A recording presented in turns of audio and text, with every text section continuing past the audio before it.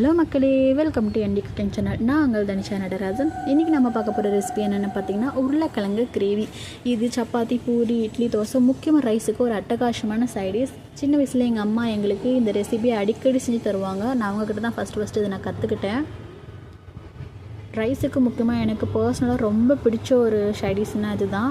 First தேவையான இன்க்ரீடியன்ஸ்லாம் cut பண்ணி வச்சுக்கலாம். முக்கியமாக உருளைக்கிழங்கு ரவுண்ட் ஷேப்பில் கட் பண்ணி வச்சுக்கோங்க. ஒரு பேனில் 4 டேபிள் ஸ்பூன் எண்ணெய், கடுகு, சோம்பு, கருவேப்பிலை, பச்சை மிளகா, பூண்டு, ஆனியன், உப்பு சேர்த்து நல்லா வதக்கிக்கோங்க. வெந்ததுக்கப்புறம் 2 தக்காளி கட் பண்ணி வச்சுருக்க அதையும் சேர்த்துக்கலாம்.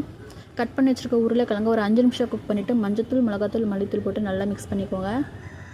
தேவையான அளவு தண்ணி ஊற்றிட்டு உப்பு சரி பார்த்துக்கோங்க. ஒரு கைப்பிடி கொத்தமல்லி போட்டு ஒரு 10 நிமிஷம் மூடி போட்டு இறக்குனீங்கன்னா அட்டகாசமான ஒரு உருளைக்கிழங்கு கிரேவி ரெடி. நான் இன்றைக்கி கோதுமை தோசையோடு தான் ஃப்ரெண்ட்ஸ் சாப்பிட்டேன். நீங்கள் என்ன சாப்பிட்டீங்கன்னு சொல்லிட்டு மறக்காமல் கமெண்ட் பண்ணுங்கள். முக்கியமாக சப்ஸ்கிரைப் பண்ணிவிடுங்க.